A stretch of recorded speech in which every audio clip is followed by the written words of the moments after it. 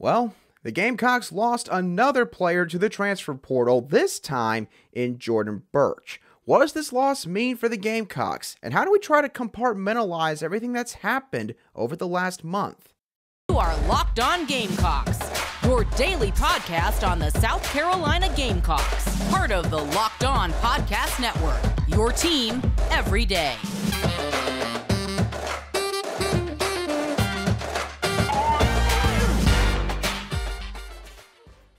Today's episode is brought to you by BetOnline. BetOnline has you covered this season with more props, odds, and lines than ever before. BetOnline is where the game starts. Hello, Gamecock Nation, and welcome back to the Locked On Gamecocks podcast, your show for daily headlines and potential storylines on your favorite South Carolina Gamecock sports teams. I'm your host, Andrew Lyon, and as always, thank you for making the Locked On Gamecocks podcast your first watch or listen here today. We are free and available on YouTube and wherever you get your audio podcasts daily. And let's go ahead and get on right into it. Obviously, the big piece of news that came out on Thursday afternoon. This is something that apparently on the Big Spur was being talked about for the previous 24 to 36 hours leading into Thursday. And then the whole thing happened. In terms of other media sources, it was first reported by Matt Zenitz of On3 Sports, and then you saw Max Olson from The Athletic report it, and it just really snowballed from there. And when you look at just this loss itself for South Carolina, assuming that is, of course, that Jordan Burch will not be coming back to Columbia, there's no way to get around this. This is a tough loss for South Carolina. And I want to go ahead and address a notion real quick before I dive into what the loss means, where this leaves South Carolina, and trying to make sense of all of this. The idea that Jordan Burch didn't do anything in his time in Columbia is absolutely ridiculous. Okay? Do not, if you're someone who really believes that, do not go out there spouting that. Because, to be honest with you, that is just not the truth. Now, if we want to get real technical, Jordan Burch, of course, was rated as a 5-star by, I think, every single major recruiting service website in the 2020 recruiting class, the cycle where, of course, he came to South Carolina. And if we're looking at just that, and we're looking at his production, where he got 4.5 sacks in 3 years, you know what? I will maybe listen to an argument that, sure, up to this point, he hasn't lived up to maybe the status that he had coming out of high school. Now, obviously, there's a bunch of other circumstances that could come into play here. It's not always completely all on the player if they don't live up to a certain expectation that's set on them. There could be things going on in his personal life. There could be things that affected him on the football field. Obviously, his first year was the COVID season where he got very dinged up. He had a whole new defensive coaching staff his sophomore year that he really just started to get adjusted to this past season that just concluded. So the point there is it's not always all on the player if people believe that they haven't maybe reached their full potential. And here's the other thing, y'all. Jordan Burch brought some really good stuff to the defensive end position at South Carolina. First of all, there was nobody on this defensive line the last couple of years that could move like Jordan Burch could. Nobody. Jordan Burch weighs like 275, 280. Guess what? He can probably run like a 4.5 40-yard dash. How many other guys out there can do something like that? Probably just a handful. You could probably count on one hand. He also did a lot to affect the quarterback. This was extremely evident in South Carolina's last game, ironically enough, the Gator Bowl against the Notre Dame Fighting Irish, where Jordan Burch was a menace in the backfield for Notre Dame all game long. And that was in a game where he rarely got subbed out. In the fourth quarter, Jordan Burch was just gassed because he had been out there for so many plays and was giving, of course, 100% effort on those plays. And the thing is, again, you're going to look at 4.5 sacks in 3 years, and some of you are going to sit there and say, well, he didn't do a whole lot. Sack numbers don't tell the whole story anymore in football. We talked about this before. Pressures and hurries are just as important, if not more important now, because the way offenses are predicated, it's all about getting the ball out fast. So, again, yes, 4.5 sacks, probably not what people wanted, but it doesn't tell the whole story, is my bottom line with that talking point. Now, where does this leave South Carolina's defensive line as a whole, and specifically the edge defensive end position? Well, up to this point now, South Carolina has lost 5 defensive linemen since the end of the regular season back in 2022. Feels weird saying that. Zach Pickens, moving on to the NFL. Gilbert Edmond, entered the transfer portal, likely not coming back. Hot Rod Fitton, entered the transfer portal, likely not coming back. Jordan Burch now has entered the transfer portal. You can never say never, but probably not coming back if he's entering the portal in the first place, let's just be honest. And MJ Webb has exhausted all of his eligibility. At this point, something else crazy could happen. Let's just, be honest here. There's been so much that's happened the last month that maybe we don't know when this is going to be over. But I would imagine you're not going to see another move like this. I would imagine so, at least. Now, what about the edge position specifically? Tyree Johnson and Brian Thomas Jr., as of right now, are the only 2 that are guaranteed to be on this roster heading into next season. The 2 remaining scholarship players from the 2022 season. You can also throw in Jordan Strawn. And here's the thing. Jordan Strawn, if he's going to come back, needs a medical waiver approved by the NCAA. Now, of course, we would all sit here and think, well, he got hurt in game 2 and tore his ACL, was gone for the rest of the season. He ought to get that 7th year. The NCAA has made some interesting decisions on a lot of different cases in the past. So honestly, you cannot 100% guarantee it's going to happen. It should happen, but we cannot guarantee that. And plus, if Jordan Strawn comes back for next year, it's a torn ACL. And as we've seen with multiple athletes before, usually when a football player comes back from a torn ACL, it takes them a while to get their feet back under them, so to speak. And especially at a position like the edge position, which is so strenuous on those knee joints and ankle joints and basically your whole lower body, because you're trying to essentially springboard at offensive linemen, especially on pass rushing downs. That's going to be hard for Jordan Strawn. It's going to be really difficult. And it should not be expected that he's just going to come right on back and be just as good as he was right before the injury took place. Now, I know that some other people are going to sit here and say, well, Montague Rames and Desmond Umeozulu are going to be in the fold here very soon. They can step right on in and help. Listen, Montague Rames and Desmond Umeozulu are both uber talented players. They absolutely are. I think both of them are going to have really good careers at South Carolina. I think they're a really solid yin and yang in terms of their play style. Desmond Umeozulu brings length, athleticism, and technique as a pass rusher in that edge position. Montague Rames, really built, physical, real violent with his hands in the ground game, in rush defense. I think that they're going to complement each other very well when they get their opportunity. Here's the thing.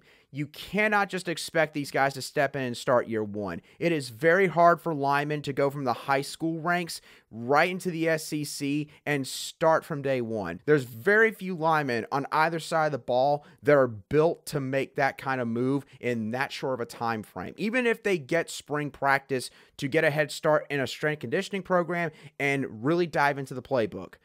Maybe these guys could shock me. Maybe they both could end up starting. I could see one of them starting at this rate. Both of them, I think that's a bit of a stretch. So, again, this is a tough loss for South Carolina, losing Jordan Burch. Do not try to talk yourself out of that. It is. From an experience standpoint, an athleticism standpoint, and a pass rushing standpoint, this is going to hurt the Gamecocks.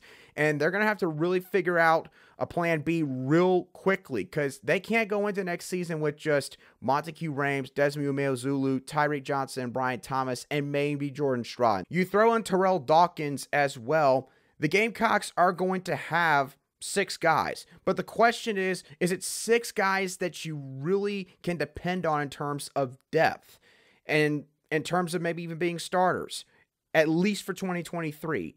South Carolina's probably going to need to get another defensive end in this group. They're going to probably need to hit the portal, and the issue is it's so late in the game now that at this rate, Shane Beamer and the staff, if they're going to do something like that, they're probably going to have to wait for the portal window after the spring practice period concludes, which I believe would be from May 1st to May 15th for that second transfer portal window. So those are my thoughts in terms of how the loss of Jordan Burch to the transfer portal relates to South Carolina. Now, when looking at everything that's happened the past month, I know that there's a lot of you right now that at this point, you're probably questioning a lot of different things regarding, what you know about college football, the sport that you've maybe loved for years, maybe decades, whether or not South Carolina is going to make it in this new era of college football.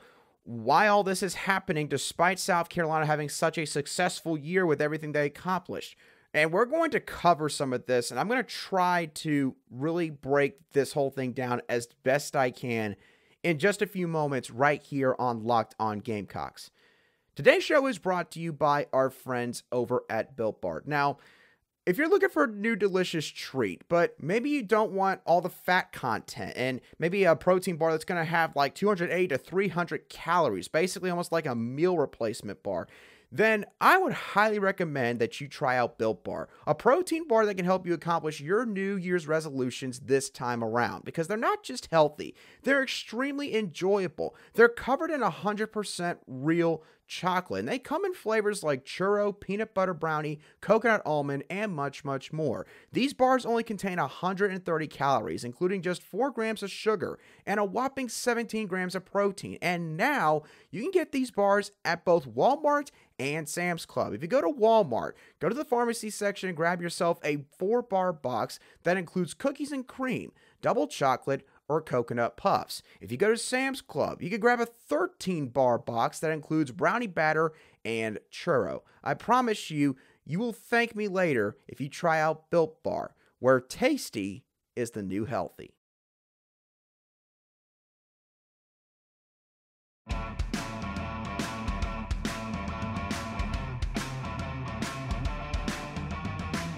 Welcome back to this Friday edition of the Locked On Gamecocks podcast, where we cover your South Carolina Gamecocks every single day. Thank you for making Locked On Gamecocks your first listen every day. Make sure you go check out our brand new podcast, Locked On College Basketball, where you'll find everything you need to know about college basketball in one place. Plus, you'll hear from big-name experts, insiders, coaches, and players. Locked On College Basketball, available on YouTube and wherever you get your podcasts.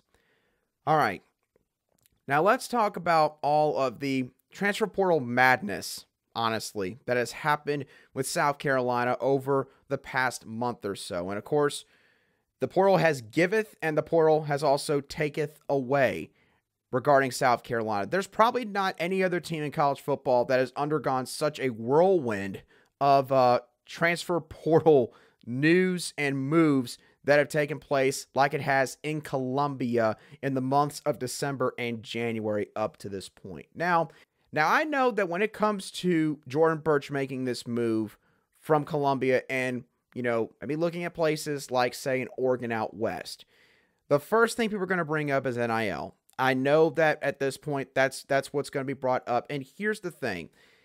NIL is probably a factor, but it is not the entire answer here to moves like these, because you have to imagine that there is potentially some other reasons why these players are leaving. What if Jordan Burch feels like that, he was progressing at South Carolina, but maybe he felt like he wasn't being developed well enough. Maybe he felt like that, especially on the rush defense side of things, he wasn't getting the proper coaching. And I'm not trying to insinuate that's what happened here, but let's just say that hypothetically speaking. For a guy that knows that he can definitely be at least a mid-round NFL draft pick, maybe even a high-level NFL draft pick, like a day 2 draft pick, that kind of player, you can understand why they would maybe think that, hey, time is of the essence. I've got to go somewhere, and I've got to pair up with a coach that I know is going to help me correct some of these issues that I might be having or some of these deficiencies that I might be showing in my game. That could be something that you have to consider. Maybe Jordan Burch feels like that he's not fit for 4-2-5 defense. Maybe he feels like he would be better in, say, a 4-3 or maybe even a 3-4 or a 3-3-5, which admittedly 3-3-5, you could maybe throw that out there as kind of like what South Carolina runs, but they usually bring, of course, 4 down linemen rushing the quarterback. But the point being, there could be differing reasons as to why someone like Jordan Burch would want to go to a different school. It's not just NIL at the end of the day. Is it a factor? Yes. And people would be naive to say it is not a factor. But you would also be naive to say that it is the only thing that these kids are chasing. That is the only reason why they're making these kind of moves. Now, here's the other thing. I've noticed with these moves that there seems to be two camps here in terms of the reactions to these moves. There's one camp that sits there. They see these players make these moves, and they say, we thank you so much for everything you've done for South Carolina. We appreciate the fact that you came here and played for the Garnet and Black, and we wish you all the best of luck with wherever you go and your future endeavors and your football career, etc. There's one camp that does that, and that camp also is not afraid to criticize the other camp and vice versa. And the other camp is a camp full of people who are very frustrated with these moves for multiple reasons. You know, they can't completely understand why some of these players are making the moves they're making, legitimately speaking. They are frustrated because maybe there's someone that they go to the football games. They feel like they invest a lot of time and money and energy, not just them, maybe their whole family, maybe a bunch of friends. And they do it for, 7 Saturdays a year in the fall, maybe even all 12 if they all go to the away games. And they do all this to cheer on this team. Maybe they donate money to the program. And they feel like at this point that, in a weird way, it's not being appreciated anymore. That it's not being factored in with any of these decisions. And I see both these sides sort of point the finger at the other and say that, you're part of the problem with this entire ordeal. And here's the thing. Both reactions can be fair here. You can be grateful for someone like Jordan Burch who stayed home, stayed here in Columbia, South Carolina, played for the Gamecocks, gave 3 years of his football career to the University of South Carolina, and went out there, gave it everything he had, and had some really good performances, and put on for his home state, for his home city. You can be grateful and appreciative of that and wish him well with wherever he goes. But you can also sit here and have a right to be perplexed and frustrated at the fact that he is from Columbia. He has another year that he could have spent here at South Carolina. So why is he making this move?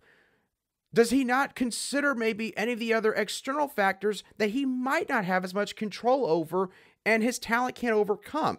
There are certain people who will say things like that.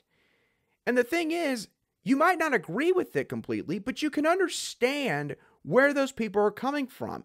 And if you do nothing but point fingers at the other side, guess what? As a fan base, you're not going to get anywhere. You're not going to progress in trying to figure out, well, what do we need to do to get beyond this? If it is indeed an issue with maybe NIL, maybe, there needs to be more money, which I'm not saying it is. But if you're trying to figure out a solution to this, if you feel like there's a way to control this and slow this down at South Carolina, arguing amongst each other is not going to get you anywhere. That's my main point with that talking point. And the last thing is this.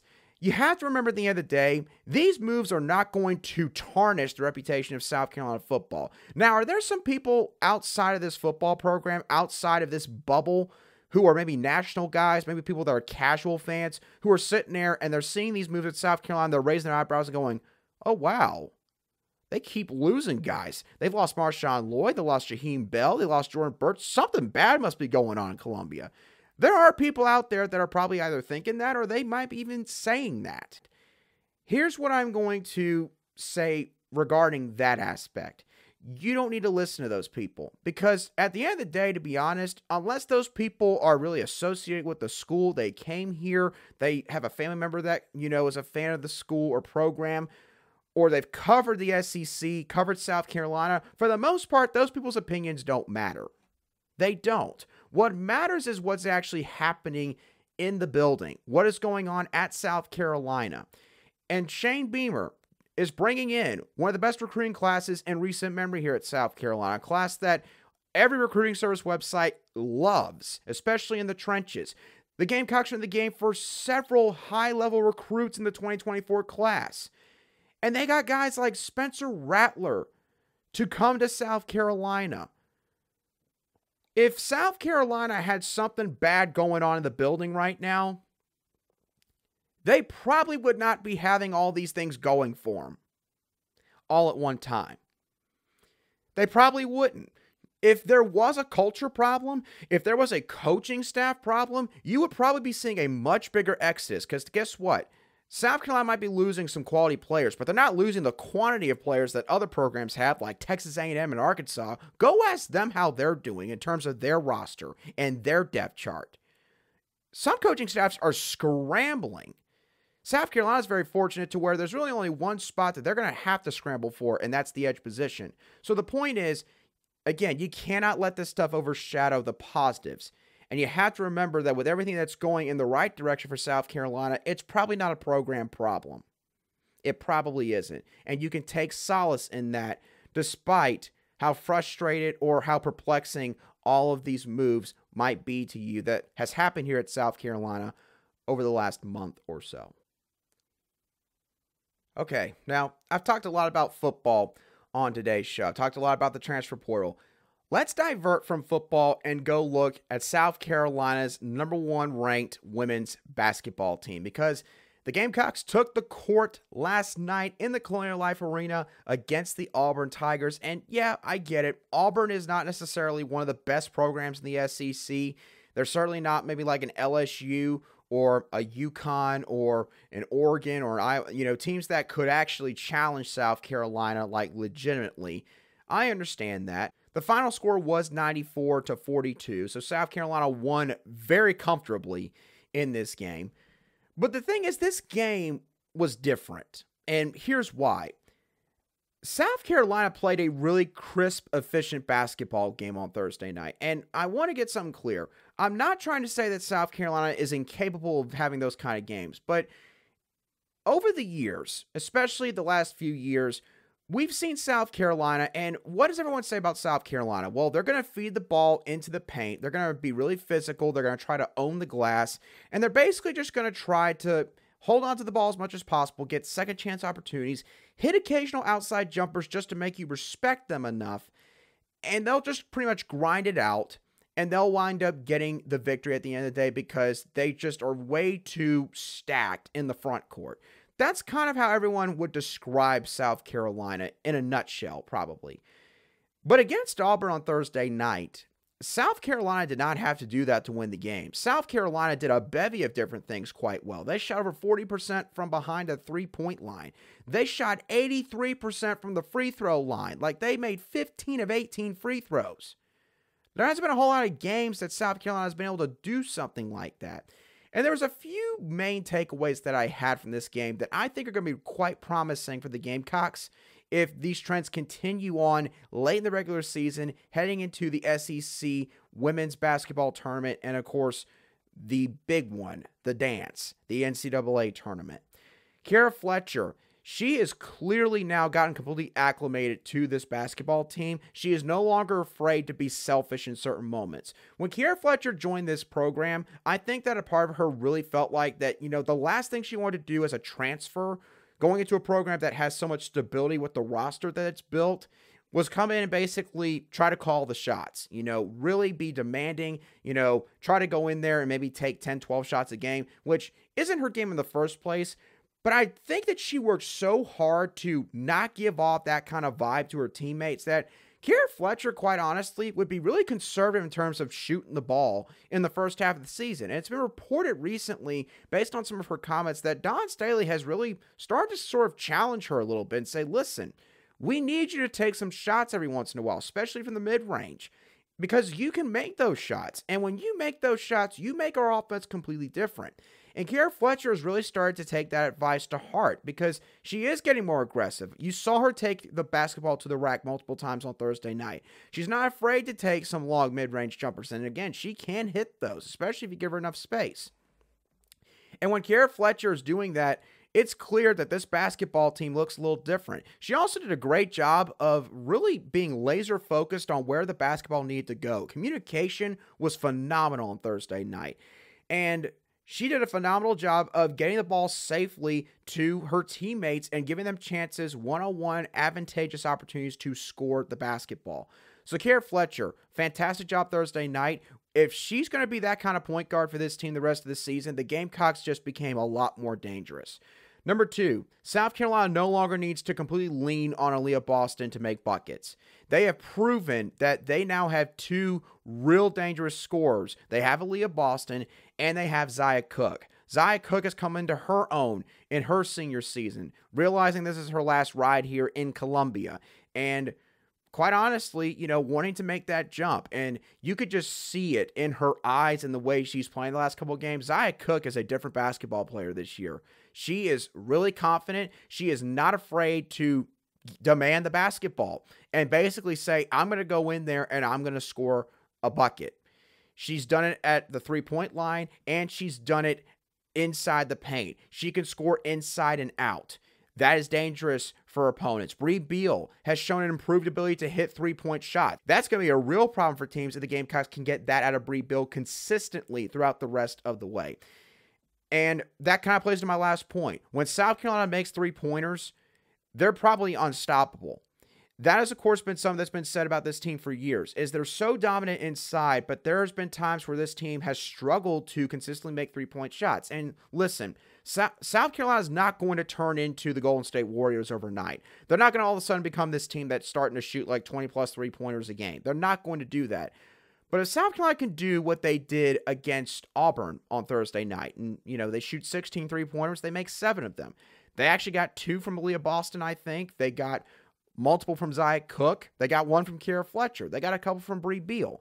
It doesn't have to be just one person, because that was the thing. Last year, Zia Cook was kind of in a slump for her junior year in terms of shooting the basketball. She could make threes, but she was a little bit inconsistent. Destiny Henderson was pretty much the only consistent three-point shooter that had significant playing time on this team last year.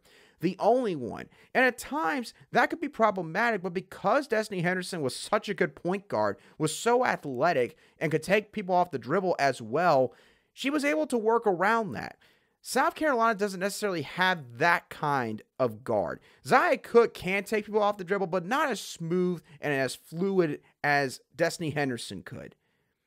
So, for South Carolina to get a little bit here from Aliyah Boston at the three-point line, a little bit here from Bree Beal, a little bit here from Kiera Fletcher. Now, they're not going to get that every single night. But again, when South Carolina can be efficient from behind the three-point line, they are unstoppable. There will be no team that can defeat them. Stanford won't be able to defeat them. You won't see UConn be able to defeat them. Tennessee can't defeat them. LSU, Texas, you name it. They will not be able to defeat South Carolina if these 3 things continue to remain the case throughout the rest of this season. So with that being said, y'all, that's going to do it for today's show of the Locked On Gamecocks podcast. I hope that y'all thoroughly enjoyed today's show, or at least, it helps you feel a little bit better about the Jordan Burch situation. What are your thoughts on the entire scenario that's played out here with Jordan Burch? What are your thoughts on everything that's happened with the transfer portal? I do want to hear what your opinions are on this entire ordeal that's going on at South Carolina. And of course, how do you feel about South Carolina's women's basketball team? What did you think of their performance against Auburn if you watched it last night? Let me know your thoughts down below in the comment section. If you're watching today's show on YouTube, or shoot me a direct message at @aline_SC on Twitter. I'll try to respond to any comments or replies you have as quickly as I see them. And once again, don't forget to make Locked On College Basketball your second listen now that you have listened to or watched the Locked On Gamecocks podcast. But once again, that does it for me on today's show. I hope that y'all have a great rest of your Friday and a fantastic weekend. And I will catch y'all on the next show of the Locked On Gamecocks podcast.